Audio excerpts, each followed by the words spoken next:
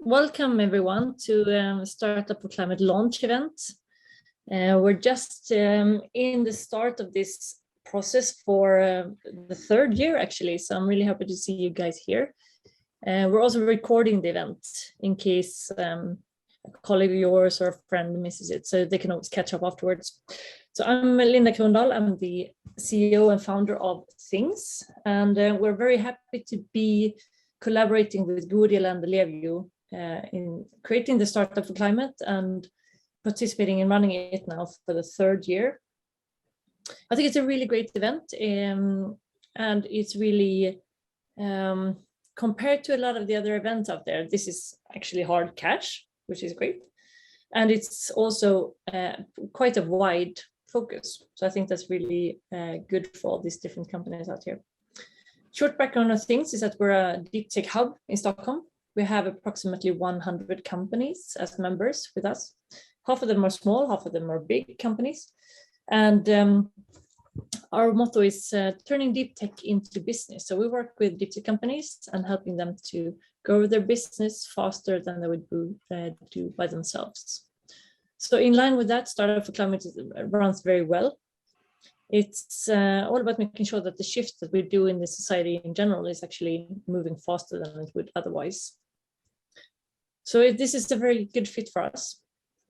I would like to, I'm sure that we'll have some people joining in the coming minutes as well.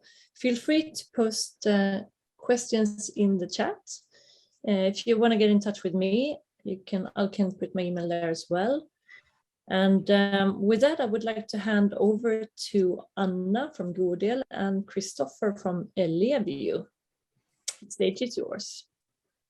Great. So Christopher Freud, I'm the Senior Vice President for Strategy and Business Development at Ellevio.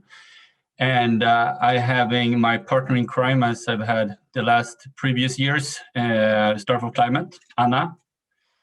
Yes, my name is Anna Kvarnström. I'm a sustainability developer and product owner at Godel. Great. So I think this is the big day that we have been waiting for, where we can kind of cut the ribbon and open up the third edition for Startup for Climate, which also Linda was very clear to point out. This is hard cash, hard dólares. So this is more than pride. This is more than the coaching sessions from the jury members. This is actually hopefully cash that can help you being not just a startup, but actually becoming an impact partner in help to decarbonize our society. So for you that haven't any previous experience, this is one of the largest startup competitions in Europe. And for you that is joining back, even if you maybe have just a hang around or a contestant, you know what treat it will be waiting for you in the Startup for Climate journey. So this is the third year, and the first two editions we have had, I think, been very successful. Not just because we have had a lot of applicants to the contest itself, but we also had 4 fantastic winners that has proven that they have some skills and continue their journey in a very successful way. And we will have 2 of them, Ligna Energy and Flower or Kraftem, talking about their story a bit later. And they won last year. But also, I think the Startup for Climate has been kind of a ecosystem or a kind of a pool where you can learn from each other and connect with each other, and inspire each other. So I think it has been a really cool that we have started more of than a competition, but more of a journey together. And as Linda pointed out at the beginning, we are more than happy that if you post questions and comments in the chat, and we will have time to review them and go through them later on. And this webinar is recorded, which has a big benefit, that is you can show it together with your family, your children, your grandma, how many times as you want, which is pretty cool. But today, we're also going to go through why we are doing this competition, because there is a very key why that I think is important. And so it's a bit of a cliffhanger until Anna will reveal it. But we also go through the process, how you as a participant can apply and for the competition and on board on this journey until we reveal the winner later on. We're going to go through the criteria and also going to reveal the grand prize. It's 2 million crowns at stake in total. And then, of course, we'll have the Q&A. But Anna, so tell me the story why we embarked on this journey together. I will. Thank you. Yeah, so we're going to just dive into this by looking at why we're doing it. And perhaps, as Christopher also mentioned, some of you have been with us before, some of you might have participated before. So some of this will be a repetition, but we feel that these issues at hand are that pressing and they're that important and of that kind of scale that they should be repeated over and over again. So why are we doing this? Well, right now we are experiencing a climate crisis. It's mainly due to the burning of fossil fuels, which is quite inefficient, to be honest.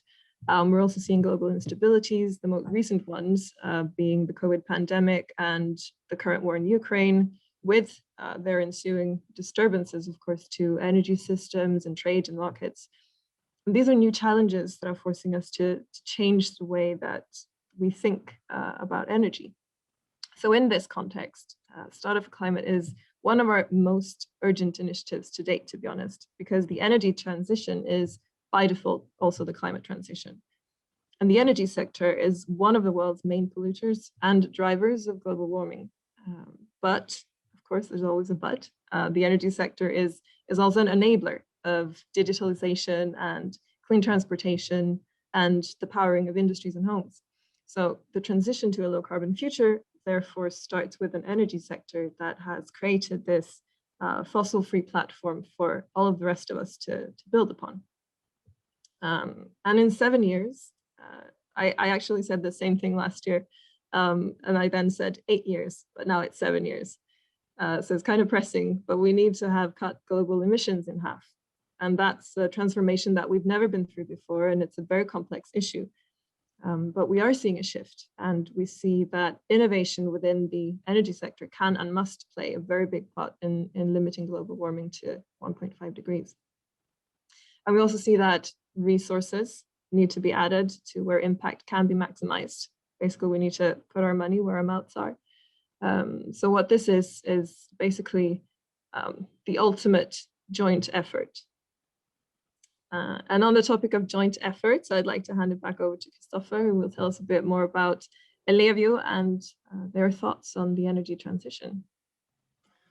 Thank you. So I hope most of you have heard about Ellevio before, and I believe that many of you are customer of ours as well. So Ellevio is one of the largest distribution system operators. It's a great company in Sweden. We have about 1 million customers, and our kind of core role has been to build, own, maintain, and run electricity grids. So we have that is our mission. And thinking back, what the distribution business has been and how it's evolved. I mean, my first team lead was actually Linda Krondahl when I was a consultant back in the days for about 20 years ago, when we did a project for a large Swedish electricity company, and both of us kind of looked at each other and said, wow, distribution is quite boring. But fast forward 20 years and to the year 2022, we're looking at distribution system, and it's pretty cool, because we are the middleman, the spider in the web, connecting renewables to the consumers, and the decarbonization cannot happen without a fully functioning, reliable distribution system. And by 2045, we know that there's going to happen a lot of things. And we know for sure that we need to invest north of 100 billion Swedish crowns, just Ellevio, in our grid, to be able to manage the energy transformation. But we also know that we need to develop new skills. We also need to try out new business models. We're going to have new players on the markets, and we need to have new partnerships.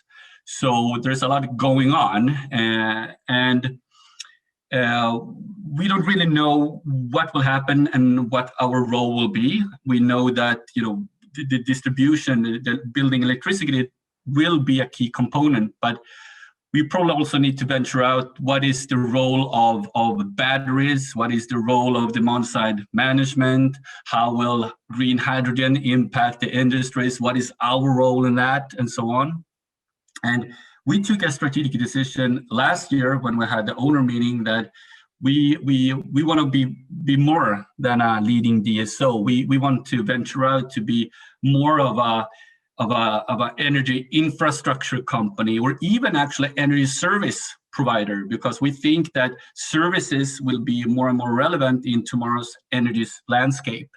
And as an example of what we are doing, it was last week, it was revealed that we have started the billing process of one of the largest battery energy storage systems in Sweden, in the big city or village of Grums in Värmland.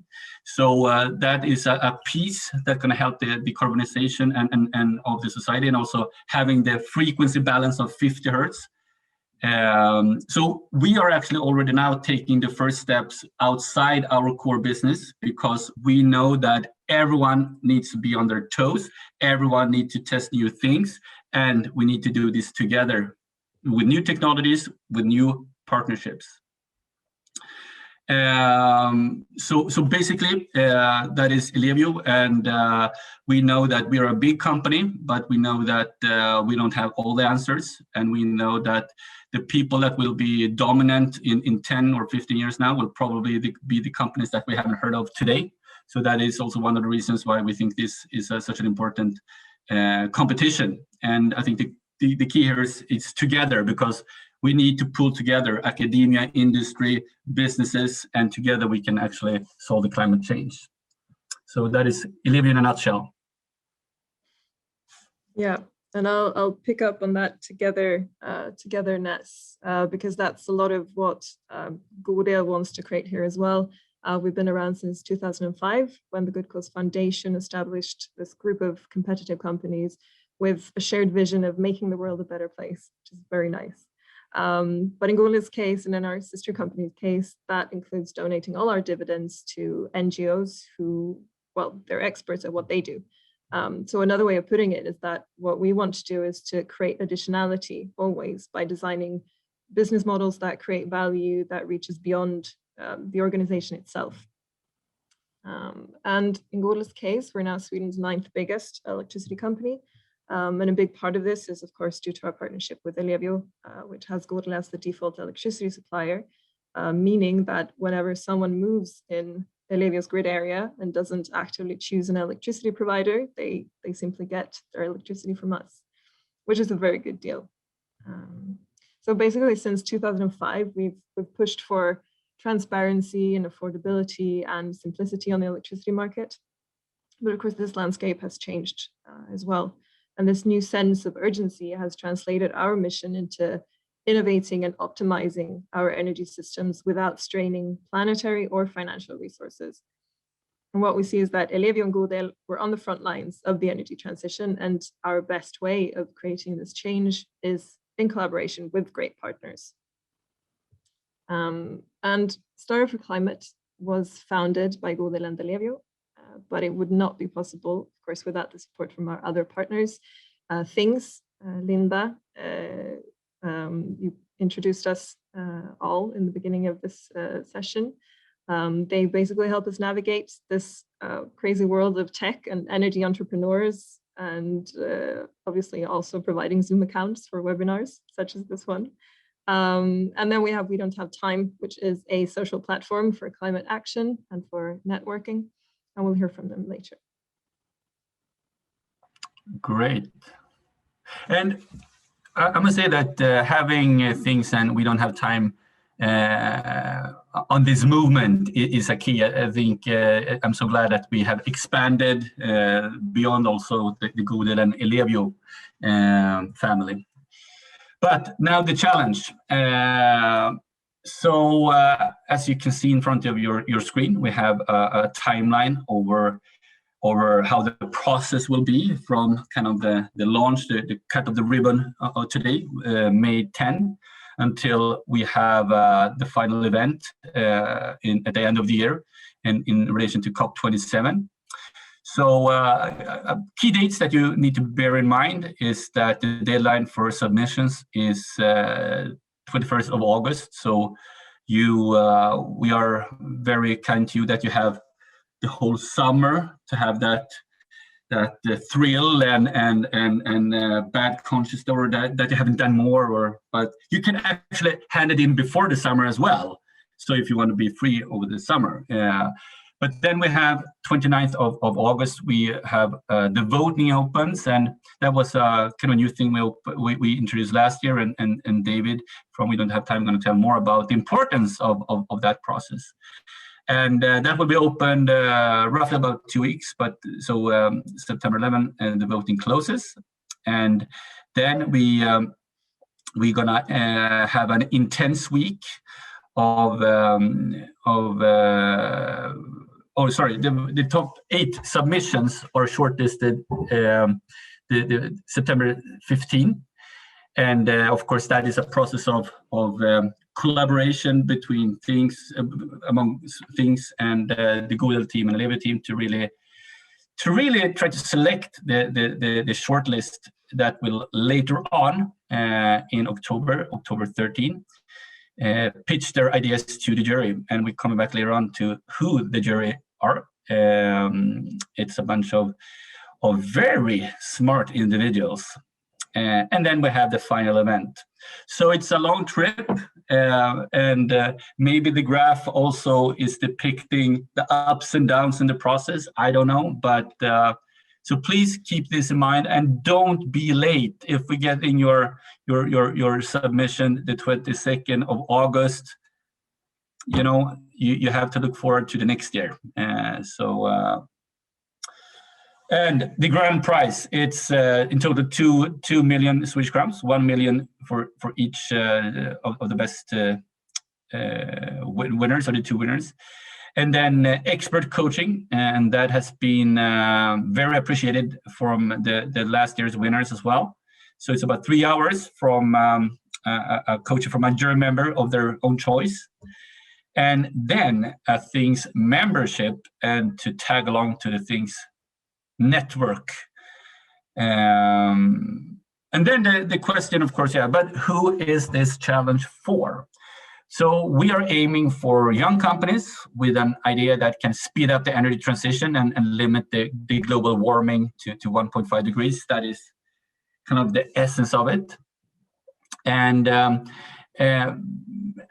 the definition is quite broad, and it's done with purpose, because we don't really know exactly what kind of solution or product or service that will be like the single bullet or part of the single or silver bullet.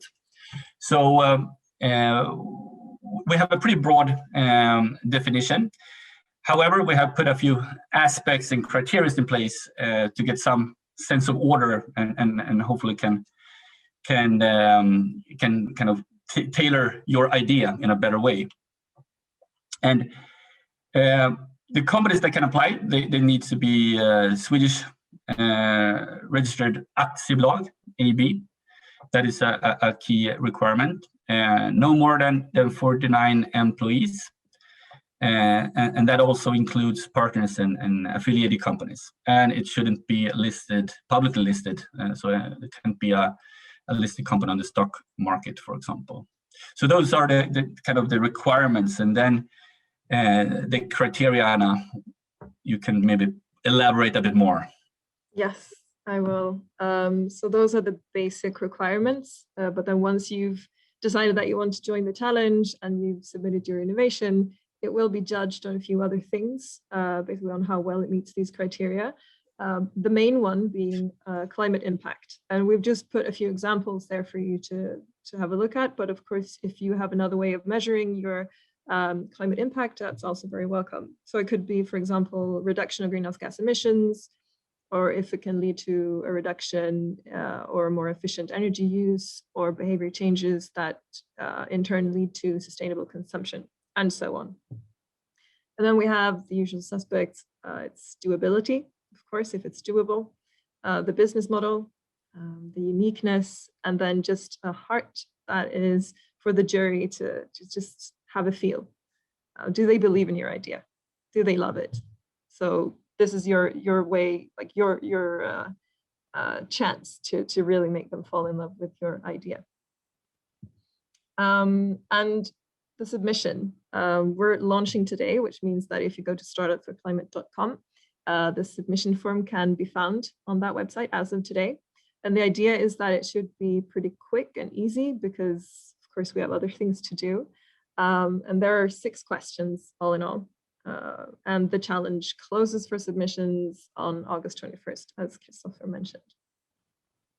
And then following this submission phase, we will open this new and improved people's vote, which is basically, in short, a 2-week period when the people will have the opportunity to vote for their favorite innovation and basically catapult that company onto the shortlist.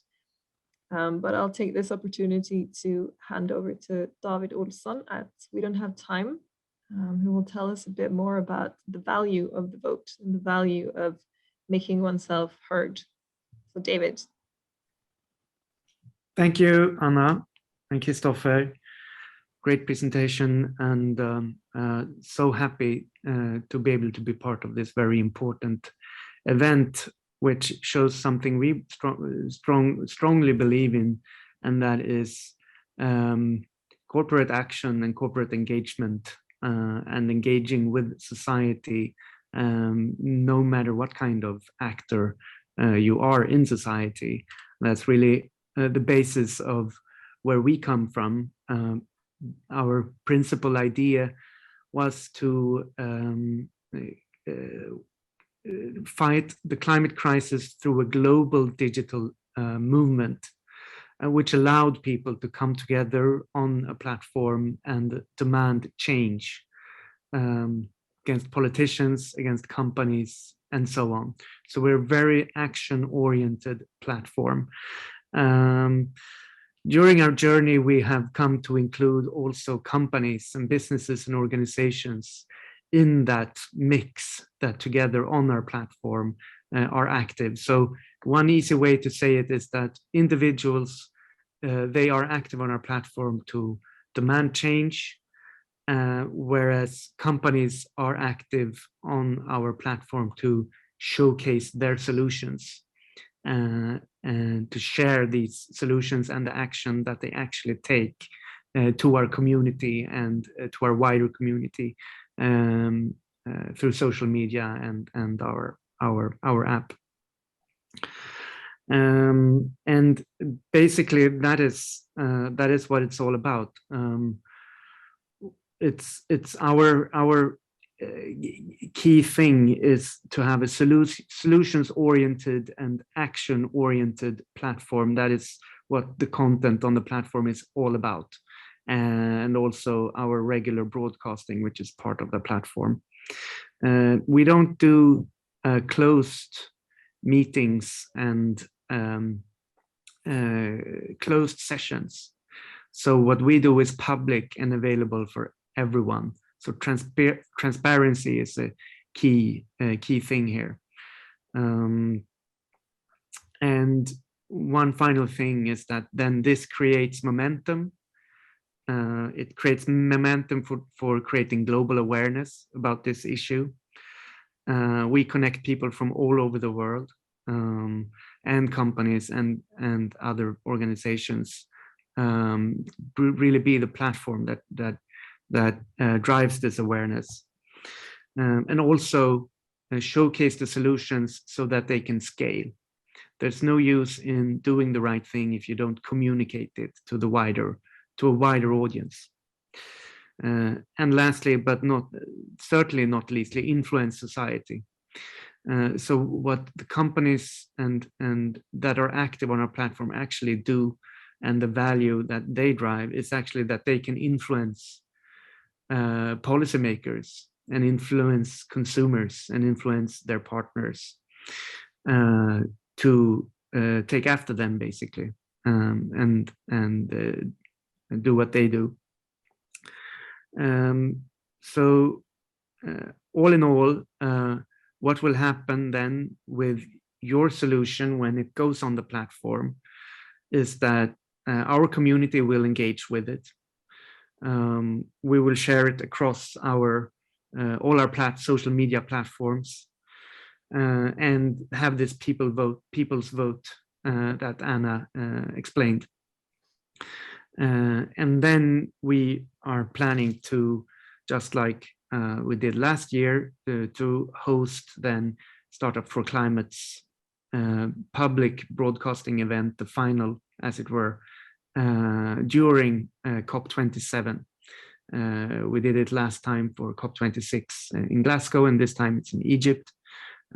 We count viewership for those events in the millions, and we have a social media reach of approximately 75 million per month.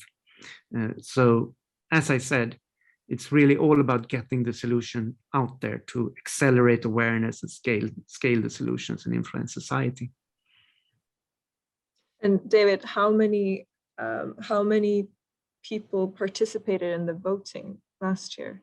Do you remember? I don't have that figure, but it's we have 65,000 active members on the platform. So those are the core group that will engage with the posts that you create that highlights these solutions, these companies.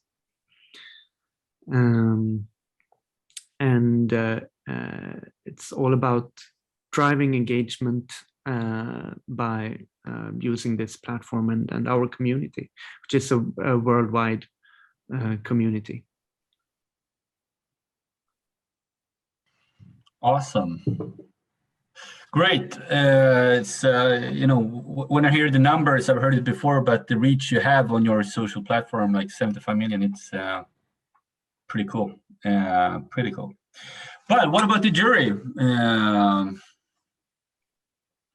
Well, as I revealed before, we have selected and handpicked the 5 jury members, which we believe will be a key to select the winners this year.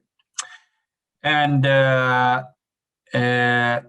so just to kind of a bit repeat what we said. So we will have a total of 8 shortlist or 8 companies that are shortlisted, but the one that is getting the people's vote will be teletransported directly to the Dragon's Den event later on this year, and then we will select the 7 remaining. And just reflecting back how that process had been the previous years, when we have kind of had a board of a big kind of a matrix board ranking all the companies based on the criteria. And what we believe is the real impact of the winners. It's been fantastic fun, educating, and rewarding as well, I must say. But this year's 5 jury members are Stefan Krok. He's a social entrepreneur and also the founder of the Good Cause Foundation. Some of you also maybe recognize him as founder of Godel or also Kivra, GlocalNet. I met him several times, and fantastic, always get inspired talking to him and all his bright ideas and questions and the kind of the vision he has for spotting entrepreneurs and betting on the right horses. Number 2, Johan Lindehag, CEO of Ellevio. He has more than 20 years of experience within the utility business, been part, for example, of divesting Fortum Distribution to Ellevio. So he was the CEO of Fortum, the grid business in Sweden, and now the CEO since 2015 of Ellevio, and also being the CEO during the transformational journey we have had so far. Number 3 is Jane Valerud, also entrepreneur and angel investor who has invested in companies probably that you have heard about, Klarna, Lensway. So also a fantastic, charismatic person who also have an eye to bet on the winning horse. Lina Bertling Tjernberg. I was at the same stage at Elektrifieringspakten. I think it was last week, and we managed to have a discussion both before and after that. And you know, she's very well have a very good knowledge and understanding in the energy domain, and she's the director of the energy platform at the Royal Institute of Technology in Stockholm. So a fantastic, smart person. And then Johanna Mossberg, who is the vice president of biorefinery and energy at RISE Research Institute of Sweden. So I think it's a good mix of both academia, research, large utilities, and then we have the entrepreneurs and angel investors. And again, just want to reinforce the message that it's more than the prize money. We have also 3 hours of coaching session from one of these members, and that is a choice of yours, who you think is the best fit for the direction you are heading. And Anna, back to you. Thank you. Yes, so we don't have the jury with us today, unfortunately, but what we do have is a couple of special guests, mainly last year's winners, and that is Ligna Energy and Flower, previously known as Kraftem, to tell us about their successes this past year. So I would like to invite Peter from Ligna Energy to give us a short recap of their journey. Welcome, Peter. Thank you. Yeah, some input from our side. We're very happy to having received this prize, and I will end my a few slides here by summarizing some of the takeaways from us. So if you just press on, I just want to explain what we do to the ones that doesn't know. Our starting point for the company, when the company was formed, was materials technology. So the recipe was sort of available when we started in 2018, but what we did then was to set the technology so that we could manufacture and test working cells that has content of forest residues in the electrodes, actually, of the battery. So the company comes from an innovation on materials that is combined with knowledge about production technology. So we're a component, what you would say, supplier of a functionality of storing energy in a green way. That's the uniqueness, that's the foundation of the company. So that's where we started. And right now we aim for commercializing this. We're at the mood of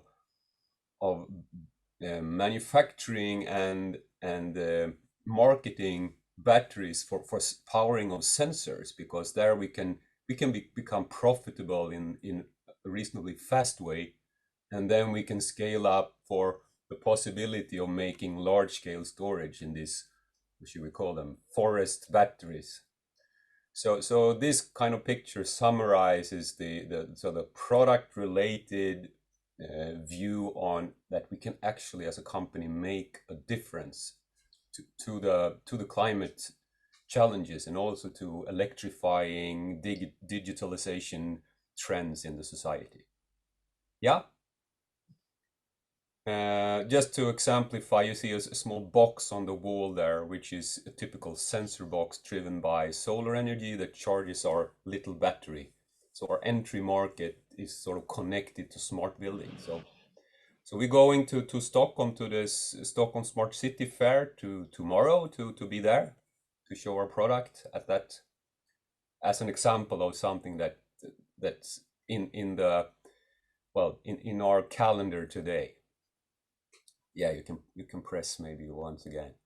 The batteries looks like stickers on a roll, basically. So with the benefits of being green, being disposable, safe, you can chew it without any danger. So we believe in this, and we want to work on the journey with this as the base. So you can press on maybe.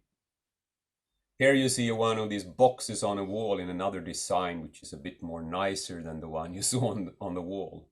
But you can see here the solar cell and and the battery as part of the system solution. So some takeaways on the last slide here, maybe.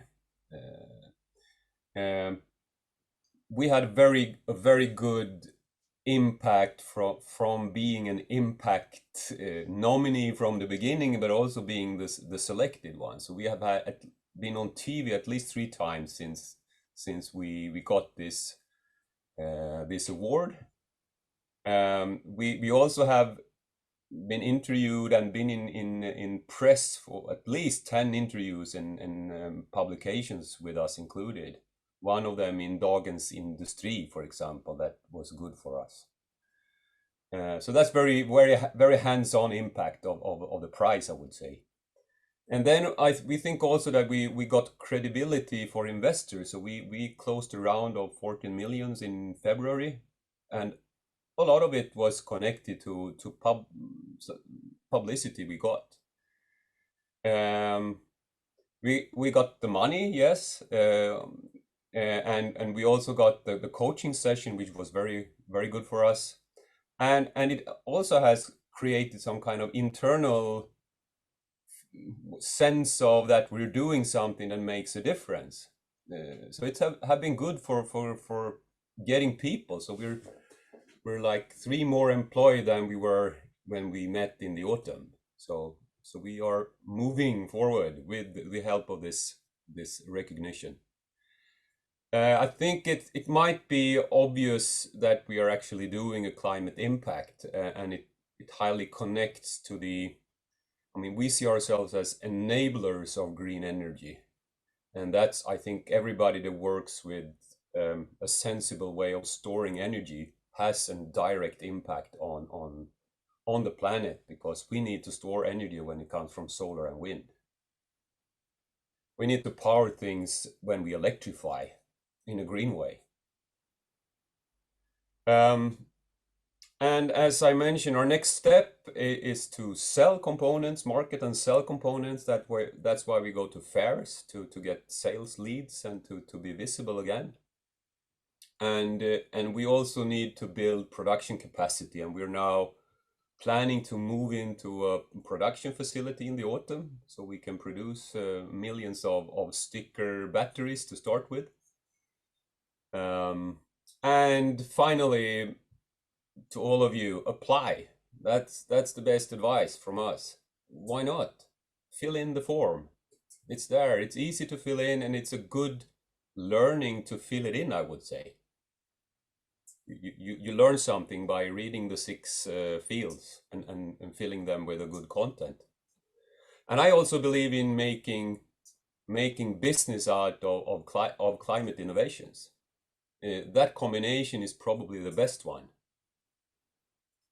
So that was my 5 minutes or 6 maybe.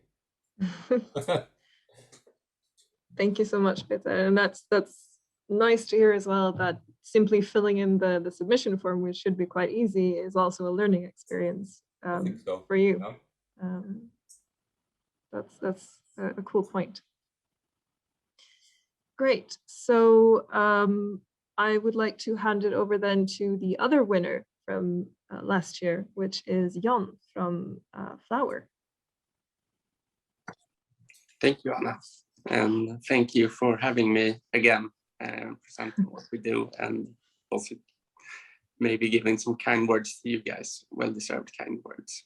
But first, briefly about what we do at Flower. So Flower is a platform that captures value of flexibility, which might not make sense to all of you, but we connect different types of energy assets, such as batteries, hydropower plants, solar parks, EV chargers, and then we enable them to sell their flexibility, meaning that we can change their power output or power consumption in order to balance a renewable power system. So what happens when the wind doesn't blow or the sun doesn't shine? Well, we can go to these other assets and either reduce their consumption or increase their production. And that's what we do. So we build a platform to capture that value. And the climate sort of impact from doing that is really hard to measure, but it's a key component in enabling the future of the power system. So we know that we will have a higher and higher share of wind. We know that we will have a higher and higher share of solar as a part of our energy mix. And we also know that those are hard to predict sometimes. So what happens when we fail to predict them? We need something to balance them. But to produce sort of a metric for CO2 or something like that, we found difficult. It's something we pursue, and it's something that's worth pursuing. So, I mean, not only for these kinds of contests, but also for other stakeholders, such as customers, employees, and investors. It's really important to underline and be able to point to the impact you make. And that's also why I like the Startup for Climate so much, because it's also really underlying the value and importance of impact. And it's something that can't be stressed enough right now, and especially when it comes to the energy system, I think, but I'm a bit biased, but we have a lot to do when it comes to the energy system. And so what has the prize meant for us? A great deal, actually. So first of all, it's allowed operational focus. So building a team, and a young company, everyone's sort of all over the place. One of those things is, of course, financing. And it takes energy from everyone. So if you can secure just a little bit of financing, or a lot of financing in this case, you come a long way in creating an operational focus and be able to accelerate what you do. And if that accelerates the energy transition, that's brilliant. The other part is also knowledge.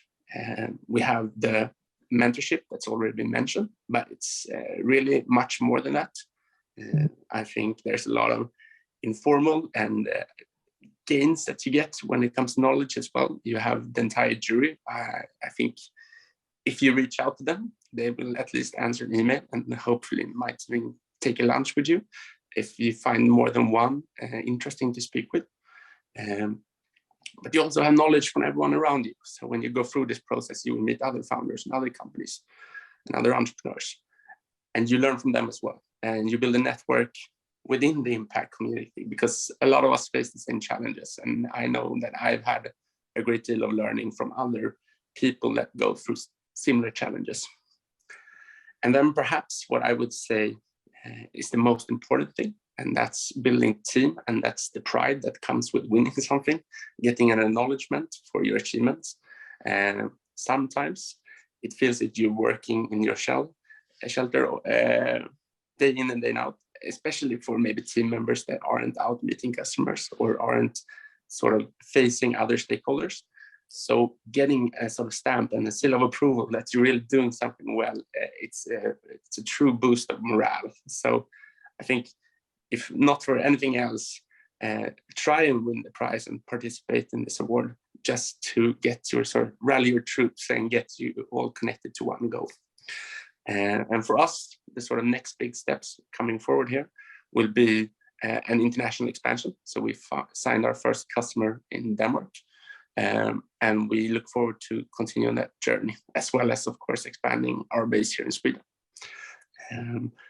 And for everyone here thinking about applying, I would just echo the words of Peter, like, apply. It's a great process. It's you learn from the process, like Peter said.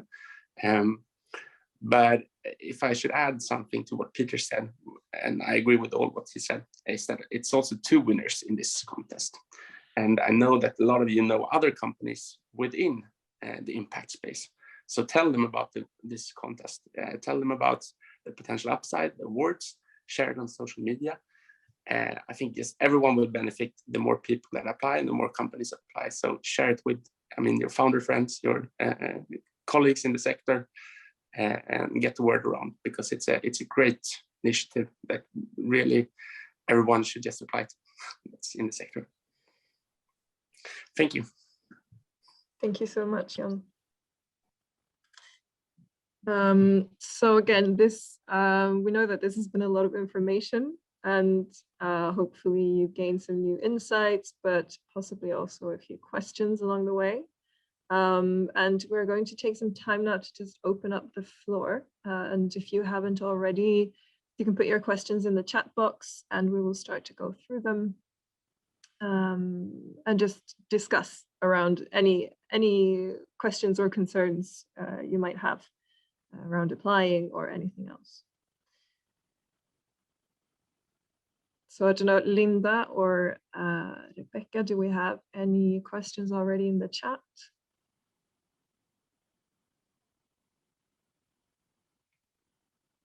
No, no questions so far as I can see. Cool. Well then, we have a few questions that tend to get asked over and over again. So I was thinking, let's just go through a few of them so we don't have any uncertainties left. And one of the ones that tend to pop up quite often, especially now that this is the third year round that we're doing this, is can we participate if we participated last year or if we participated before? And the answer to that is yes. We've had people participate several times and it's always very welcome, especially because so much can happen in a year, and we want to hear about it. So therefore we're welcoming everyone. Another question could be, what if we won last year? And to Peter and Jon, I would say there's nothing stopping you from applying again. We would love to see you, but I cannot promise you that you will reach the shortlist or the final. But it's open for everyone. We also have a few questions. We've received these questions quite a lot. What if I don't have an aktiebolag or an AB registered? Basically, the limitations or these basic requirements have been set because we need to make certain requirements. We need to be able to track the money. We need to be able to do certain things within the competition that makes it necessary for us to have these requirements there. Of course, if you don't already have an aktiebolag, you can always create one. And that would be a way for you to also join the competition. But these basic requirements are non-negotiable, and they're there for a reason.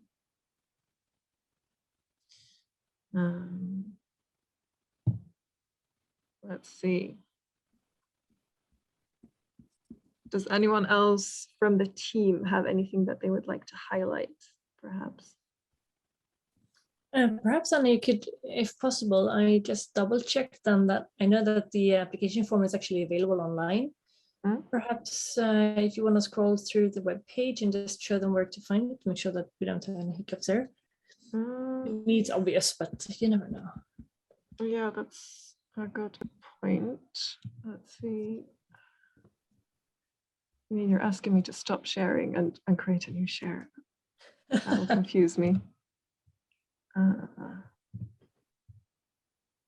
Yeah, that might take a minute.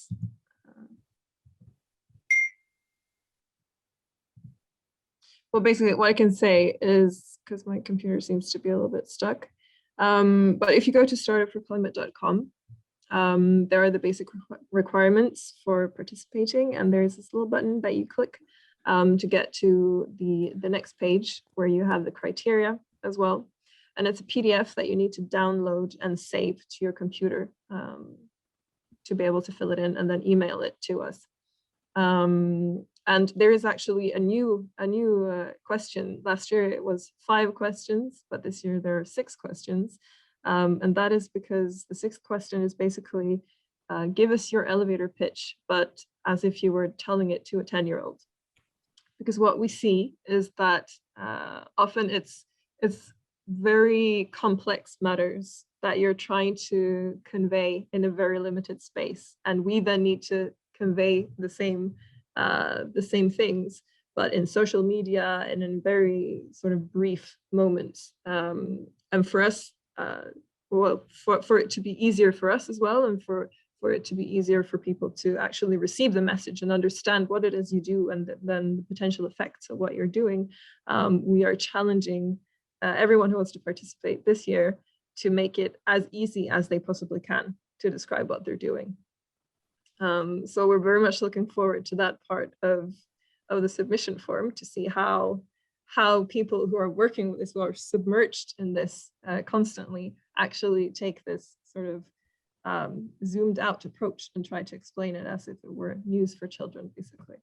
So that will be very interesting to see how that works this year.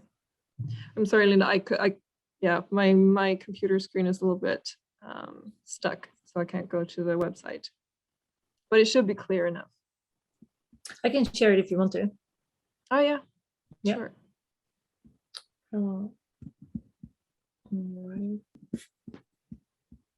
All right, so if you all go to startupforclimate.com, you got the deadline. I've never seen this long. It's over 100 days. It's almost too much time. You get a summary of what Christopher and Anna's told you. Challenge, past winners. So we actually have Flower and Ligna, but also PFAL and MJ, short description of them. And description of the jury, why you should join. And here you see, read this first. I think that's an important place to really have a look. We have the timeline. So now I scroll it through pretty quickly. And some about the organizers. So I'll just quickly go back to this, the submission. Read this first. So this is actually where you find the application form and some more information. So who can participate and the different criteria. Here, what's expected from you, you have some important dates. So please make sure that you're available on the 13th of October. At least for 10 minutes, which I'm sure that everyone can get available in the calendar. The final event will be in November. And here you find the submission form. So that's actually a PDF that you fill out, you save it local on your computer, and then you attach it to an email. So you actually fill it out in here. And just to be 100% or 110% clear, and so when you fill this out and you save to your computer, you send a mail, you actually attach the image in that mail as well, right? Yes, exactly. So an image that should basically be used to represent what you're doing, your innovation or your team, whatever you see fit. And do make sure not to write any business secrets in here. Ah, yeah. Because we want to be able to share the information that you share with us and be able to kind of maximize your exposure to the world through this competition as well.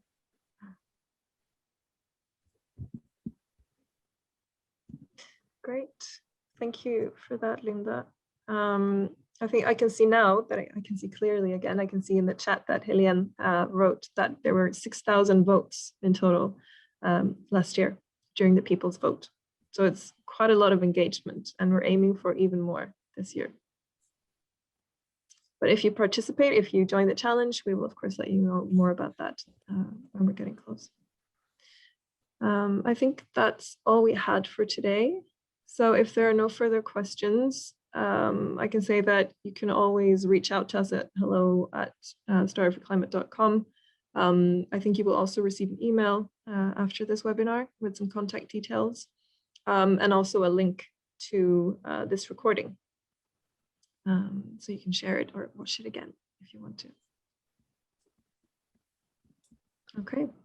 Brilliant. So well done, Anna, Christopher. And that's a wrap. It Great. is a wrap. Yeah. Thank you everyone for joining. And I hope I will see your names on all the submission forms.